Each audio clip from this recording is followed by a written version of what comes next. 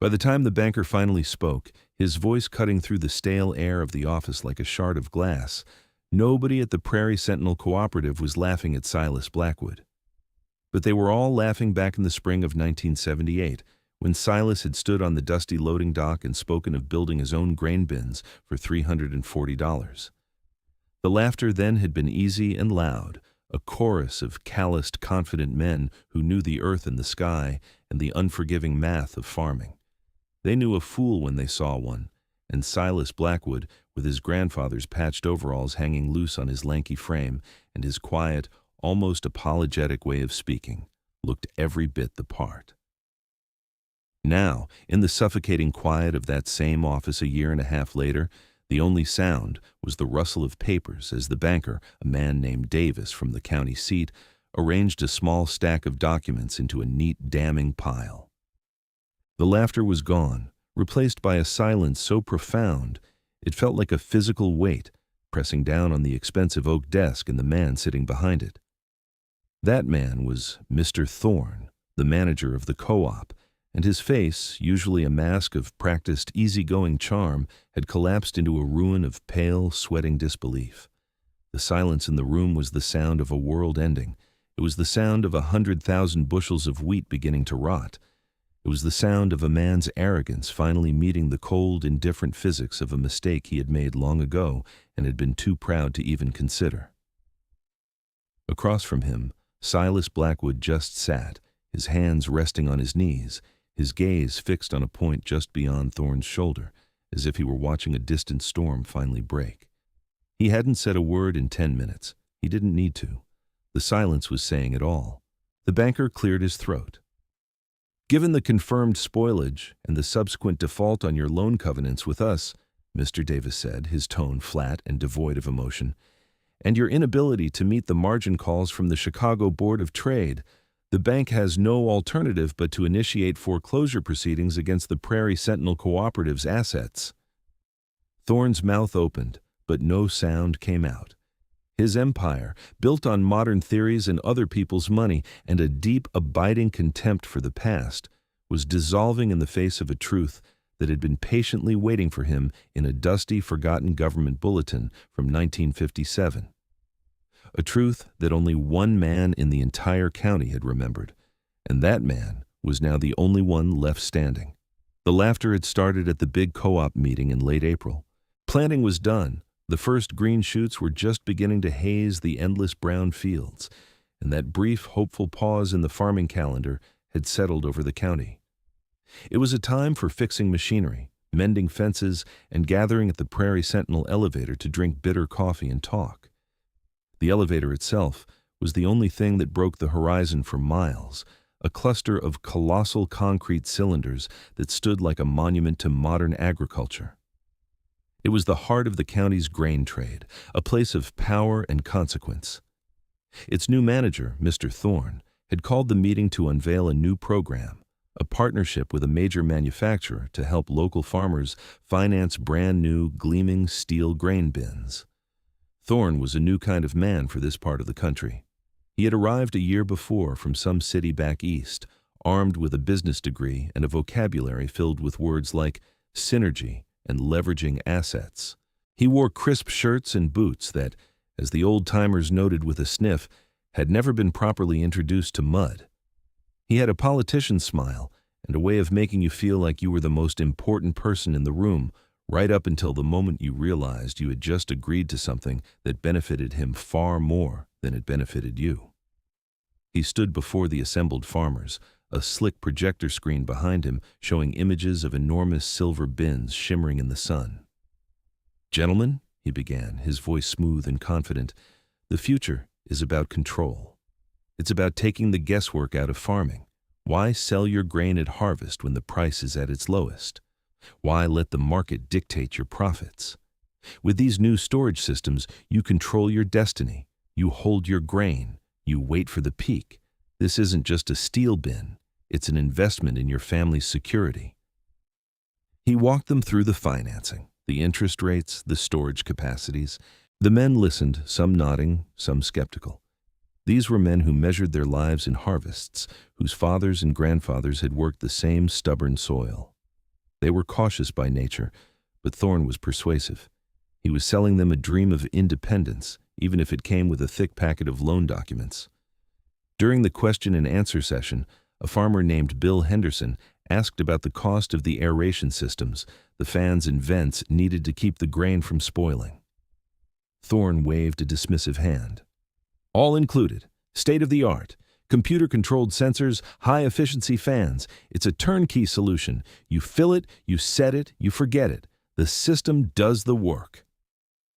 The conversation then turned to who was planning on buying in. Several of the larger operators, men who farmed thousands of acres, were already on board. The pressure was on for the smaller farmers to join, to not get left behind. It was in the midst of this talk that Silas Blackwood, who had been standing quietly at the back of the room, spoke for the first time. His voice was soft, and he had to clear his throat to be heard over the general murmur. "I was thinking of building my own," he said. The room quieted for a moment. All eyes turned to him. Silas was 26, but he looked younger. He had taken over his grandfather's farm 2 years prior, a modest quarter section that was burdened with debt and aging equipment. He was seen as a bit of a ghost, a quiet kid trying to keep a failing enterprise afloat out of sentimentality. He was an anomaly in a room of seasoned, hardened men. Thorne's smile widened, becoming slightly condescending. "Building your own, son? That's ambitious. What kind of system are you looking at?" Silas shifted his weight, suddenly conscious of the dozens of pairs of eyes on him. He clutched the small, spiral-bound notebook he always carried as if it were a shield. "Nothing fancy," he mumbled. "Just a couple of smaller bins, using some salvaged steel from the old Henderson barn that came down last winter, and some timbers. My grandfather, he had some designs drawn up." A few of the men exchanged amused glances. Old Jedediah Blackwood had been a character, a man known for his eccentric ideas and his stubborn refusal to adopt modern methods. He had passed away a few years back, leaving behind a legacy of beautifully maintained but hopelessly obsolete machinery, and a stack of ledgers filled with his spidery handwriting. The idea of his grandson building grain bins based on his decades-old scribblings was, to these men, absurd. Thorne seized the opportunity to reinforce his own pitch. "And what's a project like that going to cost you, Silas?" he asked, his tone dripping with false sincerity. Silas hesitated. He had done the math a dozen times in his notebook. "About $340, he said, his voice barely a whisper. That's when the laughter started. It wasn't cruel, not at first.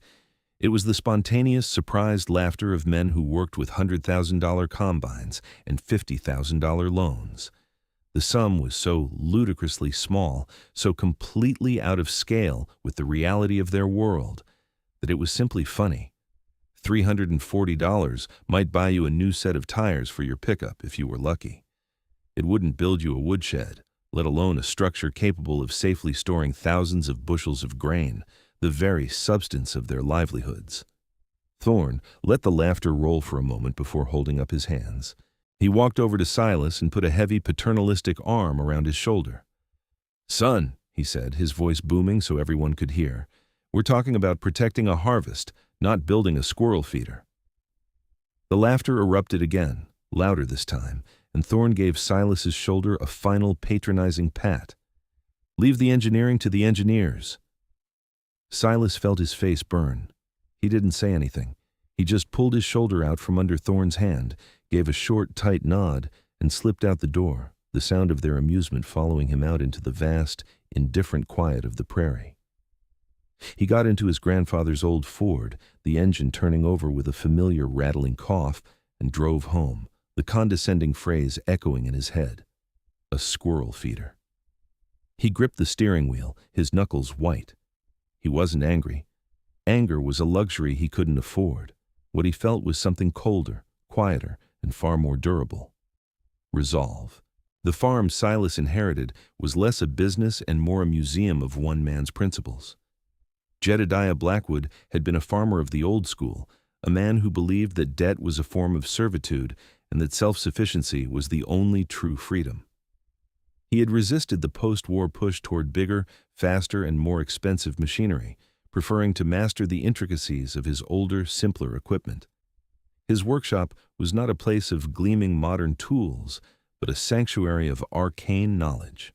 There were hand-cranked forges, lathes driven by leather belts, and walls lined with custom-made wrenches and jigs, each one a solution to a problem that modern mechanics had long since forgotten.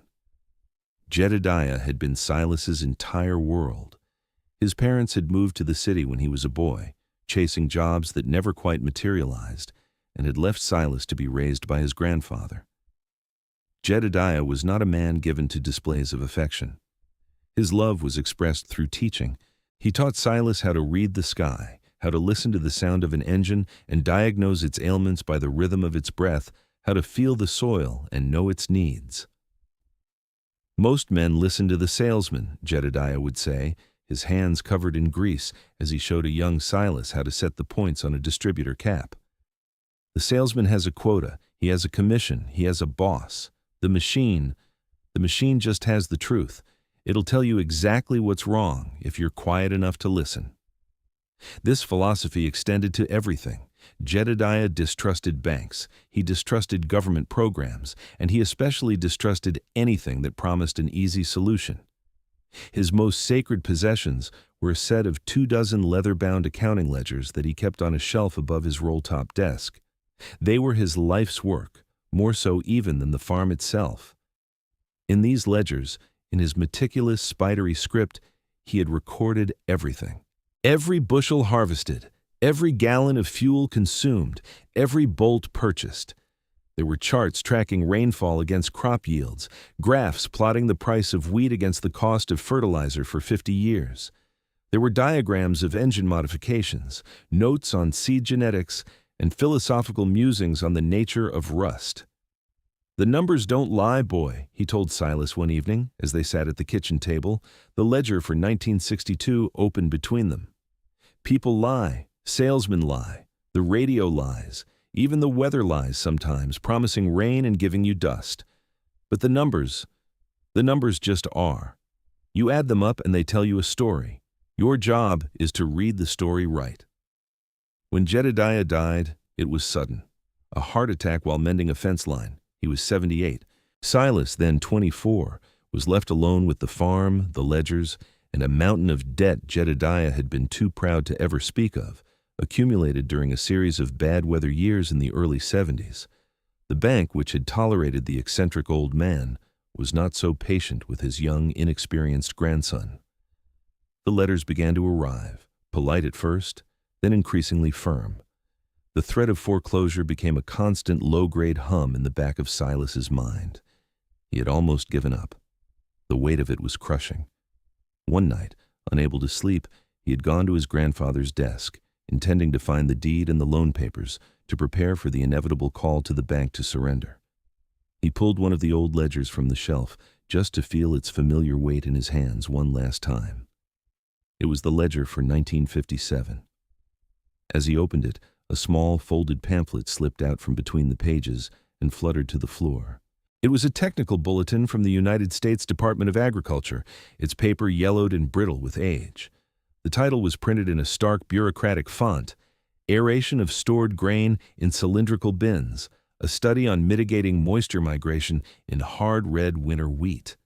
It was dense, filled with complex equations, airflow diagrams, and tables of data on thermal convection. It was the kind of document most people would glance at and immediately discard. But tucked inside, it was a single sheet of notepaper with Jedediah's handwriting on it. The note was short, almost a scribble. "They forgot this," it began. "Heat rises, moisture follows. The plenum is too small. The fans are always in the wrong place. They push from the bottom, create a chimney. Hot spot in the top center. Moisture condenses on the cold north wall. Rot starts there. Always there. The trick isn't to push, it's to pull, and not from the top, from the side.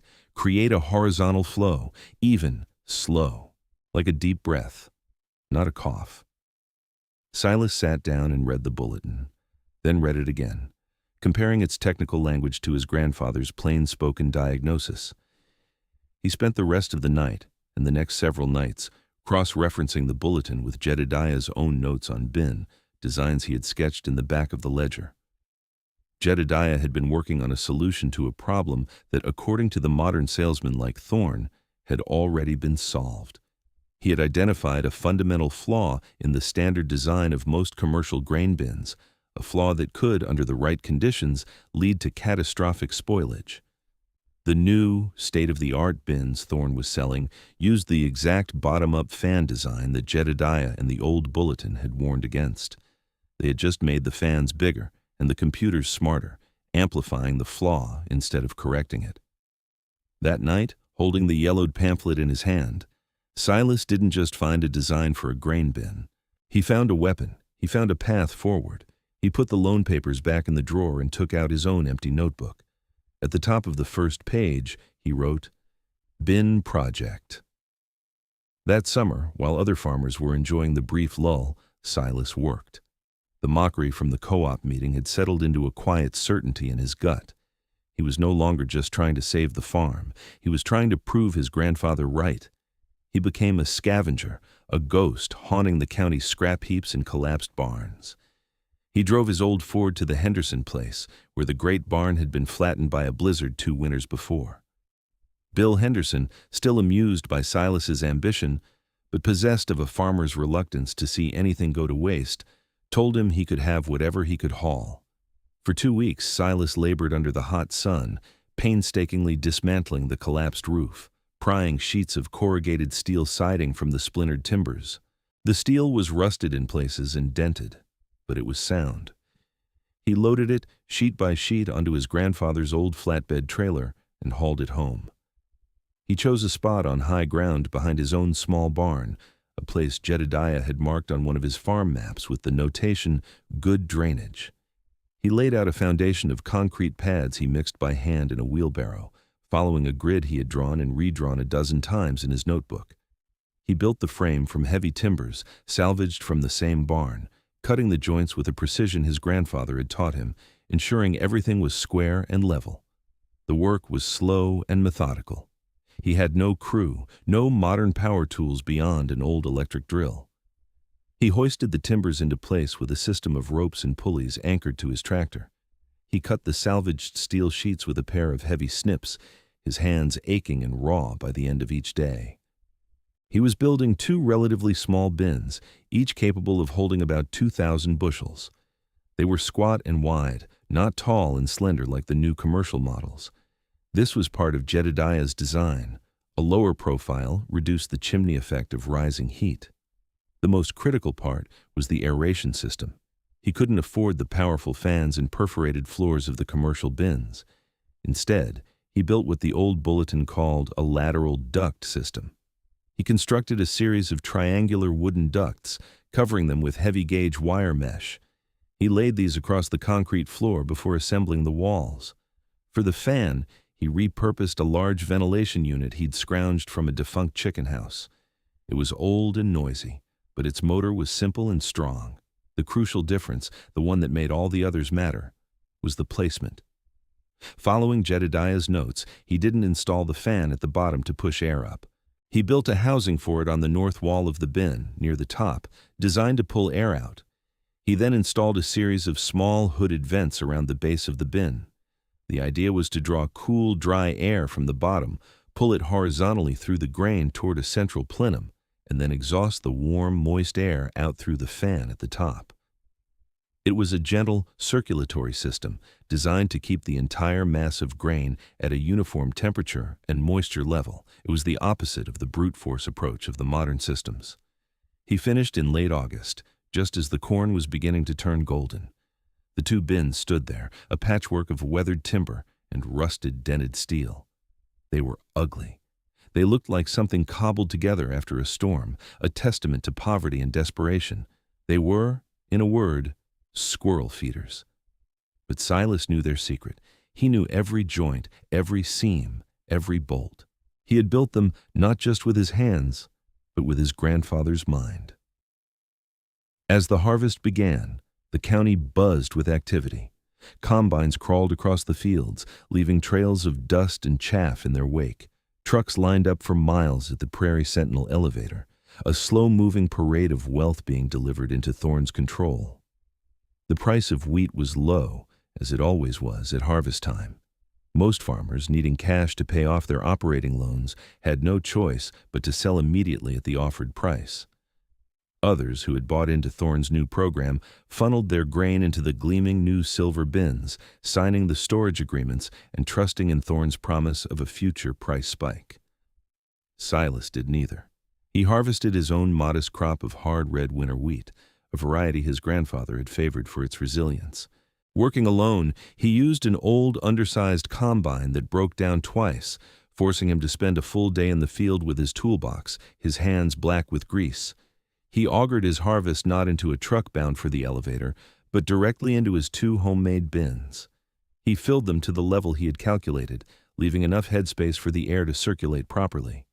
When the last of the grain was in, he walked over to the first bin and flipped a switch. The old chicken house fan sputtered to life with a low, rumbling hum. It wasn't the powerful roar of the new commercial fans, it was a quiet, steady breathing. He had done it.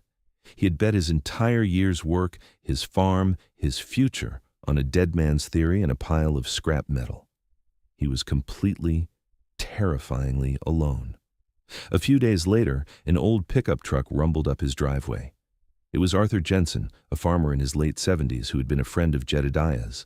Arthur had a face like a dried apple and eyes that had seen 70 harvests. He got out of his truck and walked slowly around the new bins, his head cocked to one side. He didn't say anything for a long time. He ran a hand over the rough-sawn timbers, kicked one of the concrete pads, and peered at the mesh-covered vents at the base. Silas stood by, his heart pounding, waiting for the verdict. Finally, Arthur stopped and looked at Silas. He gestured with his chin toward the humming fan. "Pulling, not pushing," he said. It wasn't a question. Silas nodded. "Yes, sir." Arthur grunted, a sound of deep, considered approval. He looked from the bins to Silas, and a flicker of something, respect, recognition, passed through his pale blue eyes. "Your granddad," he said, his voice raspy with age. He was always 20 years ahead or 20 years behind, could never tell which. But he was never wrong about the fundamentals. He'd be proud of this. He clapped Silas on the shoulder, a firm, bony grip that felt like an anchor. "A man's not free if he can't hold his own grain," he said, echoing a phrase Jedediah had often used. Then he got back in his truck and drove away. The validation from Arthur was more precious to Silas than any amount of money. It was a sign that he was on the right path. Thorne also paid a visit, though his was of a different nature. He drove his clean new company car down Silas's rutted lane one afternoon, getting out and surveying the scene with an air of detached amusement. He didn't even get close to the bins, just stood by his car, his arms crossed. He saw the ugly, patched-together structures and the lone, quiet young man standing beside them. And what he saw confirmed all his prejudices. He saw a boy clinging to the past, a footnote in the grand story of agricultural progress he was writing. He saw a squirrel feeder. He gave Silas a condescending wave, got back in his car, and drove off, a small, self-satisfied smile on his face. He didn't know he was looking at the instrument of his own undoing. He thought he was looking at a fool. The fall of 1978 turned into a cold winter. Grain prices, which had been low at harvest, began a slow, steady climb. The Soviet Union was having a disastrous harvest, and rumors of massive grain purchases were circulating. Farmers who were holding their grain were feeling optimistic. Thorne, at the co-op, was exultant. His strategy seemed to be paying off. He had control of nearly 500,000 bushels of local grain, and its value was increasing daily. He had leveraged the co-op's assets to the hilt, buying futures contracts on the Chicago Board of Trade, betting that the price would continue to soar. He was a genius, a visionary who had brought modern financial wizardry to this backward patch of dirt. He saw himself as a king, and the local farmers were his loyal, if simple, subjects. His only irritation was Silas Blackwood. The boy's refusal to sell, his quiet independence, was a burr under Thorne's saddle. It was a tiny act of defiance in his otherwise complete dominion. In early December, with wheat prices reaching a 2-year high, Thorne decided to put an end to it. He drove out to Silas's farm again. This time, he came bearing an offer. He found Silas in his workshop, meticulously disassembling the carburetor from an old tractor. The air smelled of gasoline and cold steel. "Blackwood," Thorne began, foregoing any pleasantries, "I'll give you $2.70 a bushel for everything you've got, right now, cash." It was a good price, a very good price. It was enough to pay off a significant chunk of the farm's debt, enough to give Silas breathing room for the first time in his life. Thorne laid a contract and a pen on the workbench, next to the greasy carburetor parts. "Look, kid, you got lucky," he said, his tone softening into his familiar persuasive purr. "You made your point. You built your little bins and you held on for a bit of a price bump. Good for you. Now it's time to be smart. Take the win. Let me take this grain off your hands before something goes wrong with those contraptions." Silas wiped his hands on a rag and picked up the contract. He looked at the number. It was tempting. It was the easy way out. He thought of the letters from the bank, of the constant gnawing anxiety. Then he looked past Thorne, out the workshop door toward the two squat, ugly bins humming quietly in the winter air. He thought of his grandfather's ledgers, of the 50 years of price cycles charted in that spidery handwriting. Jedediah's core lesson had been to see the whole picture, not just the immediate opportunity. The charts showed that when prices began to rise this fast, driven by global events, they rarely stopped at the first peak. This was just the beginning.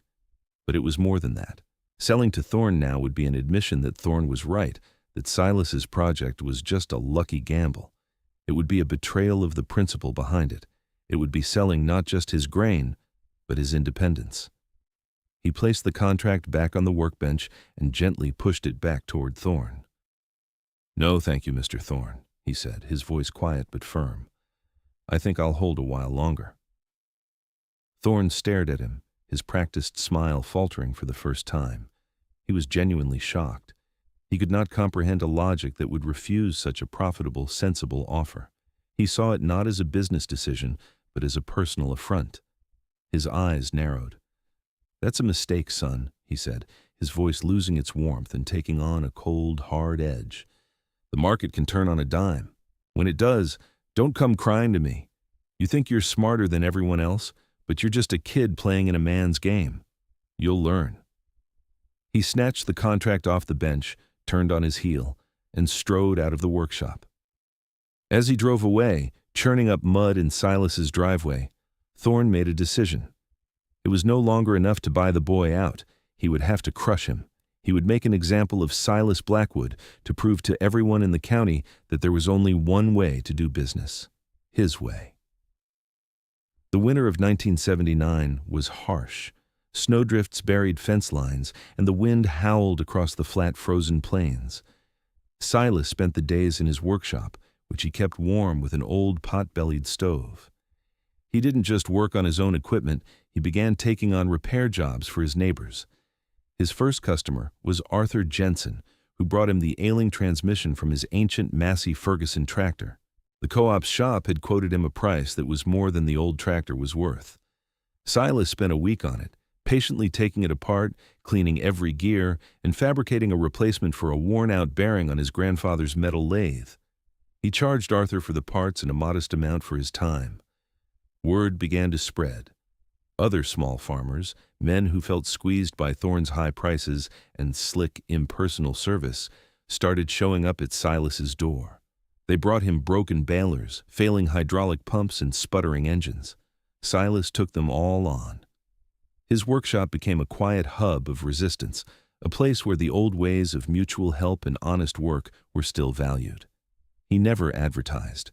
His reputation grew by word of mouth, one successful repair at a time.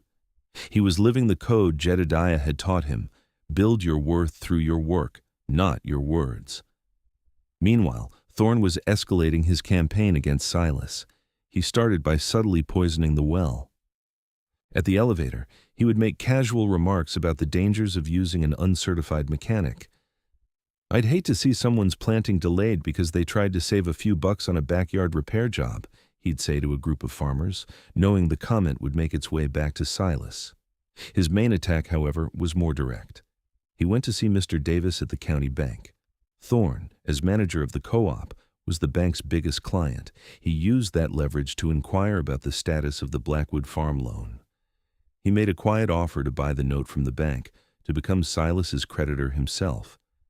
Davis, a cautious and principled man of the old school, was uncomfortable with the proposition. It smelled of a personal vendetta, not a business transaction. He politely rebuffed Thorne, citing client confidentiality, but the attempt sent a chill down his spine. Thorne was no longer just a businessman, he was a predator. In the midst of this growing conflict, Silas made a mistake. It was late winter, and he was tired, worn down by the long hours in the shop and the constant pressure. Arthur Jensen brought him another job, a complex engine rebuild on a newer John Deere tractor.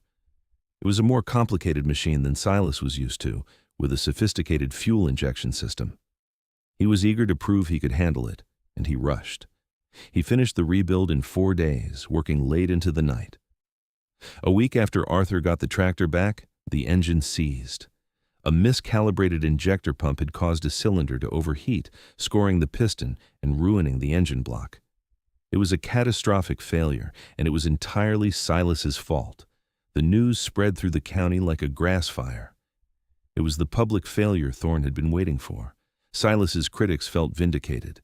The kid was in over his head after all. Silas was mortified. He felt a shame so deep, it was a physical ache. That evening, he drove to Arthur's farm. He walked up to the old farmer's door, took off his hat, and confessed. "Arthur," he said, his voice thick with emotion, "I messed up. I was in a hurry and I didn't double-check the specs. The engine. It's my fault. All of it." He didn't make excuses. He didn't try to shift the blame. Arthur listened, his face impassive. When Silas was done, the old man just nodded slowly. "Well," he said, "what are you going to do about it?" Silas met his gaze. "I'm going to make it right. I'll refund every penny you paid me, and I'll buy a new engine block and rebuild it properly. No charge. It'll just take me some time." For the next 3 weeks, Silas worked on nothing else. He used his meager savings to order the new parts. He practically lived in his workshop, sleeping on a cot. He found the correct technical manual for the engine and studied it until he had memorized every diagram and torque specification. He rebuilt the engine with a surgeon's care, checking and rechecking every step. He lost all his other repair customers. The flow of broken machinery to his workshop dried up completely. He was once again isolated, the subject of gossip and pity. But when he finally finished the engine and installed it in Arthur's tractor, it ran like a Swiss watch. Arthur came to the workshop to settle up. Silas refused any payment. Arthur insisted on paying for the new parts, but Silas wouldn't hear of it. Finally, the old man pulled out his wallet and placed a $100 bill on the workbench. "For your time," he said. "A man who takes responsibility for his mistakes has earned his pay." The failure was a crucible for Silas. It burned away the last of his youthful pride and replaced it with a profound, humbling respect for the diligence the work demanded. It made him a better mechanic and a better man. As spring approached, the world outside Silas's small farm was descending into chaos. In January, President Carter had announced a grain embargo against the Soviet Union in response to their invasion of Afghanistan. The market that Thorne had bet his entire co-op on had not just turned, it had vanished overnight. The price of grain plummeted. Farmers who had stored their harvest at the elevator, waiting for the price to peak, were now trapped. They couldn't sell their grain without taking a devastating loss, but every day it sat in Thorne's silos, it accrued more storage fees. Panic began to ripple through the county. Thorne, who had been hailed as a genius just months before, was now facing a rebellion. He was massively over-leveraged, holding futures contracts that were now worthless and responsible for hundreds of thousands of bushels of grain that were dropping in value by the hour. He grew desperate. It was then that Silas began to set his trap. His actions were quiet, almost invisible. One cold morning in March, he climbed to the top of one of his bins and took a sample of his wheat. He used a special probe, plunging it deep into the heart of the grain pile. He sealed the sample in a small canvas bag. He didn't take it to the Prairie Sentinel for testing. Instead, he drove 2 counties over to a regional office of the Federal Grain Inspection Service. He paid a small fee and requested a full analysis, grade, protein content, test weight, and most importantly, moisture content. 2 days later, a certificate arrived in his mailbox.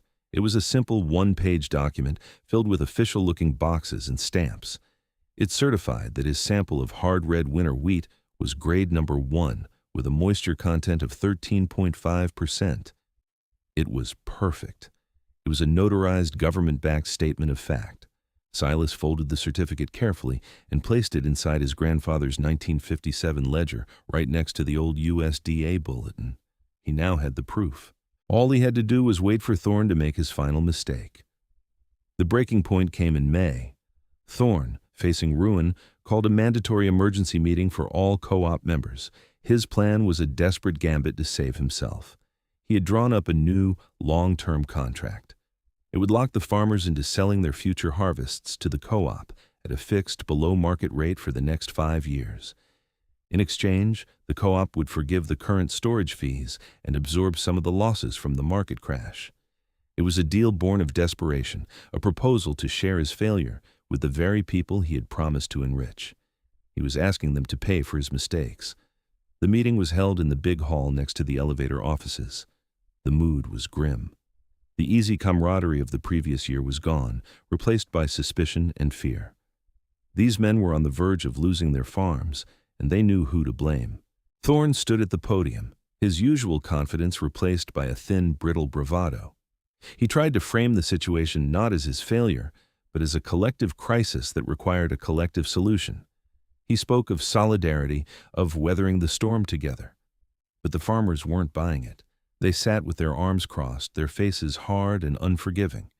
As Thorne was making his pitch, he saw Silas Blackwood slip into the room and take a seat in the back row. Seeing Silas, the one man who had defied him and was now, presumably, the only one in the county with unencumbered, high-value grain, seemed to ignite Thorne's fury. He decided to use Silas as a scapegoat, a symbol of the selfish individualism that he claimed was undermining their community. He stopped his speech and pointed a trembling finger toward the back of the room. "And then we have men like Silas Blackwood," he shouted, his voice cracking. "Men who think they're smarter than the market. Men who think they can go it alone with their little homemade projects, while the rest of us, the ones who believe in this community, are working together to survive. He's been sitting on his grain, hoarding it, waiting for the rest of us to fail so he can profit." The accusation hung in the air. Some of the farmers, desperate for someone to blame, glanced back at Silas with resentment in their eyes. Thorne pressed his advantage. He held up the sheaf of new contracts. "This is the only way forward," he declared. "This is how we survive. You sign with us, you commit to this co-op, or you are on your own. And trust me," he said, his eyes locking on Silas with venomous intensity, "you do not want to be on your own right now. It is about protecting a harvest, not playing with squirrel feeders." He slammed the contracts down on the table in front of the first row of farmers, his final desperate move. The insult, the same one he had used a year ago, echoed in the tense silence of the room. He had just handed Silas the perfect opening. Silas stood up. The room was utterly still. He didn't walk to the front, he just stood by his chair in the back row. When he spoke, his voice was calm and clear, carrying easily in the charged quiet. "Mr. Thorne is right about one thing," he began, and every head turned toward him. "It is about protecting the harvest." He paused, letting the words sink in. "I've been checking my grain every week, all winter. I've been monitoring the temperature, and I had it officially graded last month. My moisture content is 13.5%. It's perfect for long-term storage." He looked directly at Thorne, his gaze steady. "I'm just curious, Mr. Thorne. You have the best, most modern system. State-of-the-art, you said. What's the moisture level on the 500,000 bushels you have stored in those big silos right now?" Thorne scoffed, a strangled, dismissive sound. "Our grain is fine. The systems are automated. We have the best—" He trailed off as the main door to the hall swung open. 2 men entered. One was Mr. Davis, the president of the county bank, his face a grim mask. The other was a stranger, a man in a crisp government-issue windbreaker with a small embroidered patch on the shoulder. He was the chief inspector from the Federal Grain Inspection Service. They walked to the front of the room, their footsteps echoing on the concrete floor. The inspector stopped beside Thorne's podium. He didn't look at the farmers. He looked directly at Thorne. "Mr. Thorne," the inspector said, his voice devoid of any emotion, a simple statement of fact. "We received an anonymous tip regarding potential spoilage in your facility. My team and I ran preliminary core samples from silos 2 and 3 this morning. Your aeration fans are pulling moist air from the top of the grain mass and circulating it downward. We are reading moisture levels upwards of 17% in the core samples. Your grain is starting to heat." Silence. A profound, absolute, and terrifying silence fell over the room. It was not an absence of sound. It was a presence. It was the sound of 200 farmers simultaneously understanding the meaning of a single devastating word: heat. Heating wasn't just a temperature change. It was a biological process. It was the precursor to mold, to rot, to the complete and utter destruction of their harvest. It meant that the 500,000 bushels of wheat stored in Thorne's gleaming modern silos, their wheat, their year, their children's futures, was turning into worthless, steaming compost. The sound of Thorne's expensive pen, which he'd been clutching in his hand, dropping onto the tabletop, was like a crack of thunder in the stillness. Every farmer in that room slowly turned their head, as if pulled by a single string, from Thorne's ashen, disbelieving face to Silas's calm, quiet one. They looked at the useless contracts on the table. They looked at the massive concrete silos visible through the windows, which now seemed less like monuments and more like tombs. And in that moment of terrible shared clarity, they all understood. Thorne's state-of-the-art bins, the ones he had sold them with such condescending certainty, the ones he had mocked Silas for not buying, had a fatal, fundamental design flaw. The exact flaw that a dead man named Jedediah Blackwood had identified in a dusty bulletin nearly a quarter of a century before. The squirrel feeder had out-engineered the monument. Arthur Jensen was the first to move. The old man, who had witnessed Silas's failure and his redemption, slowly got to his feet. He didn't say a word. He walked the length of the hall, his boots scuffing on the floor, and stopped in front of Silas. He put a bony hand on the young man's shoulder, a silent, powerful endorsement. Then another farmer stood up, and another, and another. They began to file out of the hall, a quiet, funereal procession. They didn't shout. They didn't make threats. They simply left. They voted with their feet, abandoning Thorne to his ruin. They left him alone in the cavernous hall with the banker and the federal inspector, a king deserted by his court, left with nothing but the echo of his own failed promises. As Silas turned to join the exodus, Mr. Davis, the banker, stopped him at the door. "Silas," he said, his voice low. A moment. He waited until the last farmer had left. "I got a call this morning, right after the inspector called me. It was from a senior vice president at a national grain exporter in Kansas City. They're trying to fill a priority government contract, and they need a large quantity of certified high-grade wheat immediately. They heard about your situation. It seems yours might be the only clean stock for 100 miles that isn't about to rot." Davis paused, then delivered the final stunning blow. "They're offering you $4.50 a bushel, Silas, and they'll cover the transport." $4.50. It was triple the price Thorne had offered him in December. It was a king's ransom. Silas felt a wave of dizziness, the sheer scale of it overwhelming him. He leaned against the doorframe, taking a slow, steadying breath.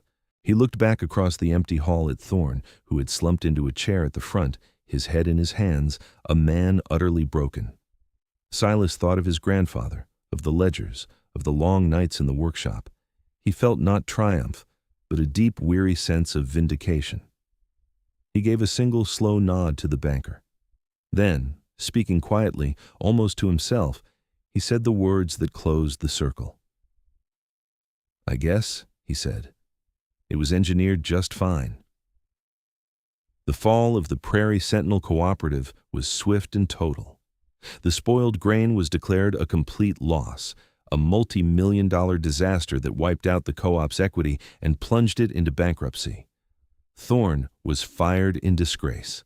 He packed his bags and left town in the middle of the night, his expensive car coated in a film of prairie dust, a silent testament to his defeat.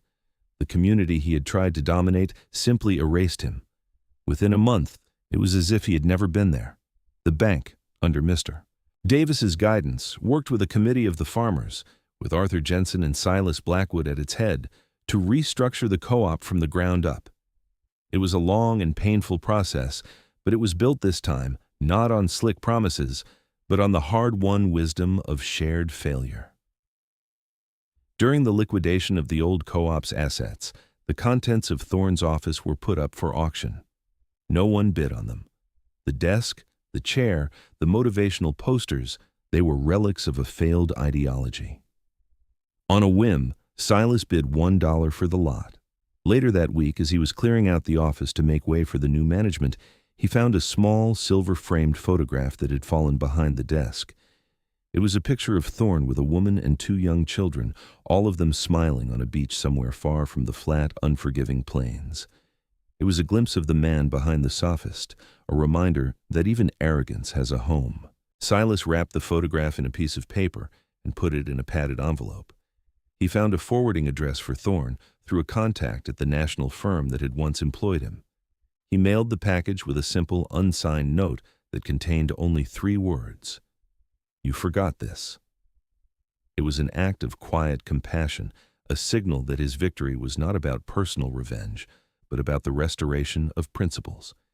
He was not kicking a man who was down, he was simply closing a chapter, and in doing so, he preserved his own humanity. The money from the sale of his grain changed Silas's life, but it didn't change him. The sum was staggering, more money than his family had seen in 3 generations.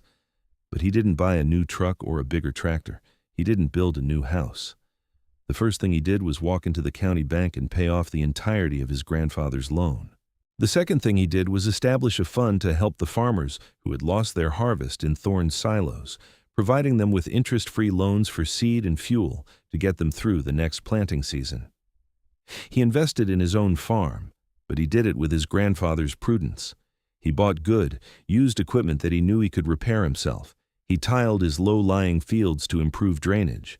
He built a 3rd grain bin, and then a 4th, identical to the first 2, their patchwork of rusted steel and weathered wood a badge of honor.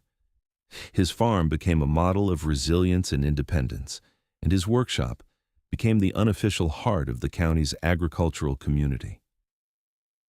He was no longer the quiet kid playing at farming.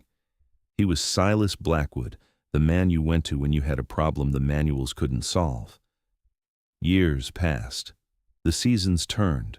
The farm prospered. Silas married a local schoolteacher, and they had children of their own.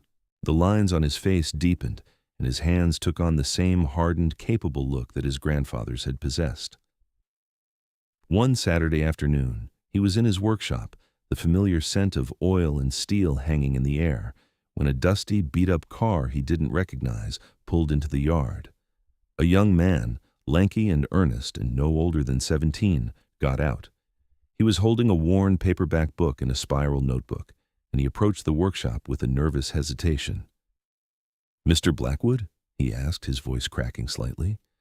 "My name is Tom. I heard you know about these old John Deere carburetors. My granddad gave me his old tractor, but I can't get it to run right. The new ones are all electronic, you know. I read this book, but I still can't figure out how to set the float level properly." Silas looked at the boy. He saw the grease under his fingernails, the frustrated hope in his eyes, the notebook filled with his own earnest scribbles. He saw himself. He saw the unbroken line. He smiled, a slow, genuine smile that reached his eyes. He wiped his hands on a red cloth that hung from his belt. "Let's take a look," he said. He walked over to the heavy wooden shelf above his grandfather's old roll-top desk. He reached up and pulled down one of the leather-bound ledgers. It was the one for 1968. He opened it to a page in the back where, in Jedediah's elegant script, there was a detailed hand-drawn diagram of that very carburetor, complete with notes in the margins. He laid the open ledger on the workbench next to the boy's textbook. "The book will tell you the factory setting," Silas said, his voice taking on the same patient, instructional tone his grandfather had used with him all those years ago. "But every machine wears differently. It develops a personality. The book gives you the rules, but the machine tells you the truth." He picked up a small wrench and handed it to the boy. It's not about the book, he said, tapping the open ledger. It's about learning to listen. In that moment, the cycle was complete.